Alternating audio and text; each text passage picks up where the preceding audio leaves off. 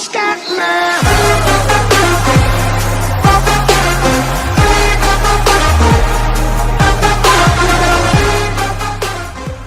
குட்டீஸ், இன்றைக்கும் கூட அக்கா ஒரு சூப்பரான கதையோடு வந்திருக்கேன்.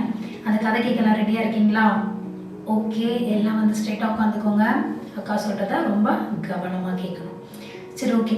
பைபிளில் யோனா அப்படின்னு சொல்லிட்டு ஒரு அண்ணா இருந்தார். அந்த அண்ணாவுக்கு திடீர்னு ஆண்டவர் பேசினாராம், யோனா, நீ என்ன பண்ண, நினிவே அப்படின்ற பட்டணத்திற்கு போ. அங்கே இருக்க மக்கள் என்ன பண்ணுறாங்க, நிறைய பாவங்கள்லாம் பண்ணிட்டு வராங்க. அதனால நீ போய் அந்த மக்களுக்கு எச்சரிக்கை பண்ணு. அவங்க அந்த பாவத்தை விட்டு மனம் திரும்பலனா நான் என்ன பண்ணுவேன், அந்த பட்டணத்தை அழிக்க போகிறேன். அதனால நீ அந்த மக்களுக்கு எச்சரிக்கை கொடு அப்படின்னு சொல்லி தேவன் யோனா கிட்ட சொல்லி அனுப்புறாரு. இந்த யோனா என்ன பண்ணாருன்னா, கடவுள் சொன்ன வார்த்தையை கேட்காம அவர் என்ன பண்றாரு, ஓடி கடவுள் சொன்ன நினிவேக்கு போகாம தர்ஷீஷ் அப்படின்ற ஒரு கப்பலுக்கு போறாரு.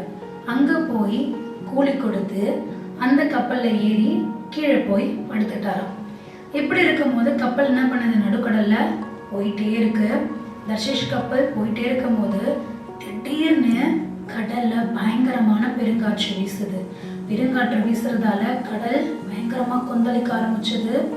கப்பலே உடையத்தக்கதாய் பயங்கரமான ஒரு கொந்தளிப்பு.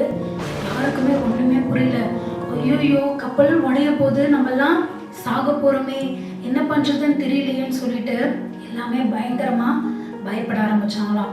உடனே கப்பல் இருக்க கேப்டன் சொல்றாங்க, எல்லாரும் என்ன பண்ணுங்க, அவங்கவுங்க கடவுளை வணங்குங்க, ஒருவேளை கடவுள் நமக்கு இறங்குவார் அப்படின்னு சொல்லிட்டு எல்லாரும் என்ன பண்றாங்க, அவங்க கடவுளை ப்ரேயர் பண்ண ஆரம்பிச்சாங்க. எல்லாம் ப்ரேயர் பண்றாங்க, கடவுளே எங்களை காப்பாத்துங்க, நான் எப்படி ஆகிலும் தப்பிச்சு போயிடணும் அப்படின்னு சொல்லிட்டு எல்லாரும் ப்ரேயர் பண்றாங்க. ஆனா என்ன ஆகல, கடல் நம்மளவே இல்லை. சரி, நம்ம என்ன பண்ணலாம், கடல்ல இருக்கிற நம்மளோட கப்பல்ல இருக்கிற எல்லா பொருட்களையும் தூக்கி கடல்ல போட்டா ஒருவேளை வெயிட் லாஸ் ஆகி என்ன ஆகும், அந்த கப்பல் உடையாம இருக்கும்னு சொல்லிட்டு கப்பல்ல இருக்கிற எல்லா பொருட்களையும் தூக்கி தூக்கி வெளியே போடுறாங்க. அந்த சரக்கு மூட்டைகள், உணவுப் பொருட்கள், அவங்களுடைய எல்லாம் என்னென்னலாம் இருந்துச்சோ அந்த கப்பல்ல இருக்க எல்லா வெயிட்டான திங்ஸையும் தூக்கி வெளியில போடுறாங்க. வெளியில போட்டுமே என்ன ஆகல, கடல் அமரவே இல்லையா. இவங்களுக்கு என்ன பண்றதுன்னு புரியவே இல்லை. எல்லாரும் பயப்படுறாங்க, திகிக்கிறாங்க, ஓடுறாங்க, ஒண்ணுமே புரியல. உடனே எல்லாரும் ஒரு முடிவு எடுக்கிறாங்க, சரி நம்ம என்ன பண்ணலாம், சீட்டு போட்டு பார்க்கலாம். சீட்டு போடுறதுல அது யார் பேருக்கு விழுதோ அவங்க தான் இந்த கொந்தளிப்புக்கு காரணமா இருப்பாங்க அப்படின்னு சொல்லிட்டு முடிவு பண்றாங்க. அதனால எல்லாரும் சீட்டு போட்டு பார்க்கறாங்க. சீட்டு போடும்போது அது யார் பேருக்கு விழுந்துச்சுன்னா யோனா பேருக்கு. ஆமா, கரெக்டா சொன்னீங்க, யோனா பேருக்கு அந்த சீட்டு விழுந்துச்சான். சரி, இந்த யோனா யாரு அப்படின்னு சொல்லிட்டு போய் பார்த்தா யோனா என்ன பண்ணிட்டு இருக்காரு, கீழே எதுவுமே தெரியாம அமைதியா இருக்காரு. அவர்கிட்ட போய் கேக்குறாங்க, நீ யாரு, நீ எந்த தேசத்துல இருந்து வர, நீ எந்த ஊரு, நீ என்ன வியாபாரம் பண்ற, உன் தொழில் என்ன அப்படின்னு சொல்லிட்டு அவர்கிட்ட கேக்குறாங்க. அப்ப யோனா சொல்றாரு, நான் கர்த்தரிடத்துல பயபக்தி உள்ளவன் அப்படின்னு சொல்றாரு. சரி, நாங்க என்ன பண்ணணும், எதனால இந்த கொந்தளிப்பு வருது அப்படின்னும் பொழுது அவர் சொல்றாரு, என்னை தூக்கி நீங்க என்ன பண்ணுங்க, கடல்ல போடுங்க. என்ன சொல்றவங்க தூக்கி கடல்ல போடணுமா அப்படின்னு எல்லாரும் பயப்படுறாங்க. ஆமா, ஏன்னா இந்த கொந்தளிப்பு என்னாலதான் வந்துச்சு. என்ன தூக்கி இந்த கடல்ல நீங்க போட்டீங்க அப்படின்னா இந்த கொந்தளிப்பும் அமைதலாம் ஆயிடும் அப்படின்னு சொல்றாங்க. ஏன் இது நடந்துச்சுன்னு பாத்தீங்கன்னா, ஏன்னா கர்த்தர் யோனாவை எங்க போய் சொல்லியிருப்பாரு, நினிவேக்கு போக சொல்லியிருப்பாரு. ஆனா யோனா எங்க போயிட்டாரு, தர்ஷீஷ் போயிட்டாரு. சோ கீழ்ப்படியாததால இந்த பெரிய பிரச்சனை அந்த சமுத்திரத்துல வந்துச்சு. அதனாலதான் யோனா சொல்றாரு, என்னை தூக்கி நீங்க கடல்ல போட்டீங்க அப்படின்னா இந்த கொந்தளிப்பு சரியாயிடும். உடனே எல்லாரும் பயப்படுறாங்க. சரி, நாம இந்த பாவத்தை பண்ண வேணாம்னு சொல்லிட்டு எப்படியாவது யோனாவை காப்பாத்திடலான்னு தண்டு வலிச்சு எப்படியாவது கடற்கடல போய் சேர்ந்துடலான்னு இழுக்கிறாங்க. ஆனா அந்த கொந்தளிப்பு ரொம்ப அதிகமா இருந்ததால அவங்க போராடியும் ஒண்ணுமே பிரயோஜனமே இல்லை. உடனே என்ன பண்ண தெரியுமா, சரி வேற வழியே அவங்களுக்கு இல்லை. அதனால என்ன பண்ணாங்க, யோனாவை தூக்கி கடல்ல போட்டுட்டாங்க. போட்ட உடனே இவங்களுக்கு பயம், அதிகமான பயம் வந்துடுச்சு. அப்ப பார்த்தாங்க, திடீர்னு பார்த்தா யோனாவை போட்ட உடனே கொந்தளிப்பும் அமைதலாயிடுச்சு. அப்பதான் தெரியுது, ஐயோ இந்த கடவுள் ரொம்ப பயங்கரமான தேவன். அந்த யோனா சொன்னது போல இவர் தான் உண்மையான கடவுள்னு சொல்லிட்டு கடவுளை பார்த்து எல்லாரும் பயந்து அங்கேயே அவருக்கு ஒரு பலி செலுத்த ஆரம்பிச்சாங்களாம். பலி செலுத்திட்டு, கடவுளே அந்த மனுஷனோட ரத்த பழி எங்க தலைமையில வரக்கூடாது அப்படின்னு சொல்லிட்டு அதற்காகவும் அவங்க ஒரு மன்னிப்பு கேட்டு பலி செலுத்தி முடிச்சாங்களாம். சரி, இவங்க இது மாதிரி பண்ணாங்க. இந்த யோனா என்ன ஆனாரு அப்படின்னு சொல்லி பார்ப்போமா? யோனா கடல்ல போட்டாங்க இல்லையா? கடல்ல போட்ட யோனா என்ன பண்றாரு? கொஞ்சம் கொஞ்சமா அப்படியே கடல்ல போயிட்டே இருக்கிறாரு. அவருக்கு ஒண்ணுமே புரியல. அப்படியே கடல் தண்ணி அவரை அப்படியே சூழ்ந்துடுச்சு. போக போக ஆழத்துல போக போக என்ன ஆகுது? இருட்டாயிட்டே இருக்கு. அவரோட கண்கள்லாம் அப்படியே மூடப்பட்டே இருக்கு. பாசிலாம் அவர் என்ன பண்ணது? சூழ்ந்துட்டு இருக்கு.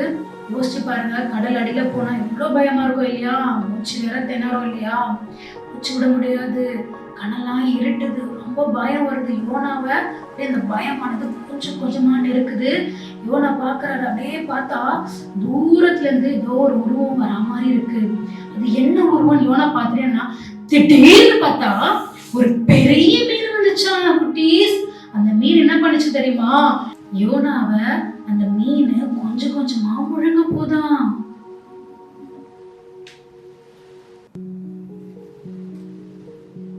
ஐயோ குட்டீஸ், அங்க பாத்தீங்களா? அந்த பெரிய மீன் யோனாவை முழுங்கிடுச்சு.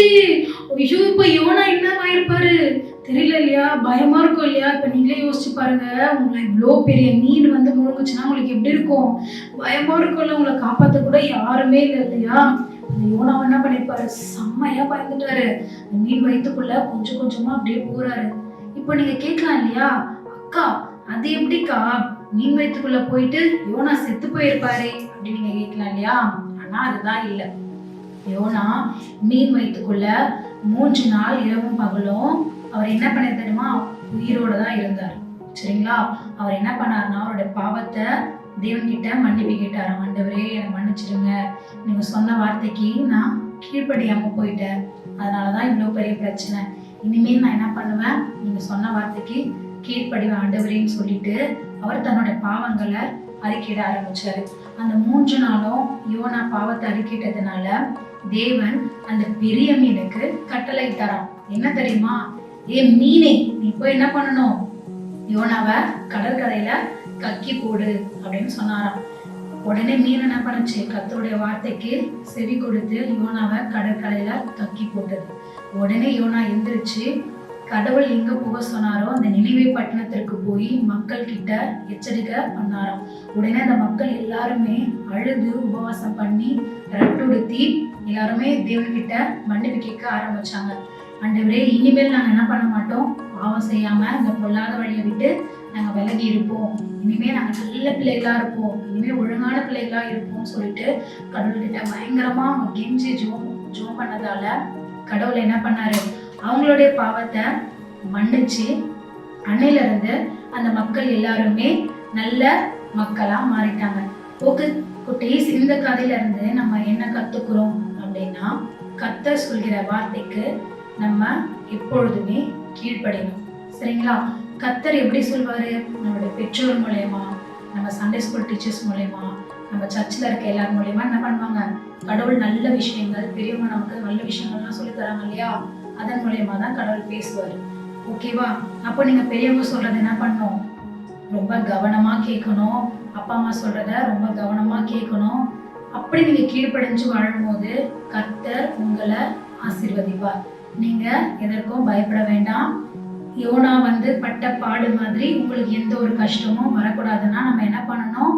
பெற்றோர் சொல்றத கீழ்ப்படிஞ்சு, கர்த்தர் சொல்றத கீழ்ப்படிஞ்சு நல்ல பிள்ளைகளா வாழ ஆரம்பிக்கணும். ஓகேவா குட்டீஸ்? ஸோ இன்னையில இருந்து நீங்க நல்ல பிள்ளைங்களா மாறிட்டேன்னு சொல்லிட்டு அக்கா நம்புறேன். ஸோ நீங்களும் நல்ல பிள்ளைங்களா மாறுங்க. ஓகேவா? பாய் பாய். நெக்ஸ்ட் வீடியோல பார்ப்போம்.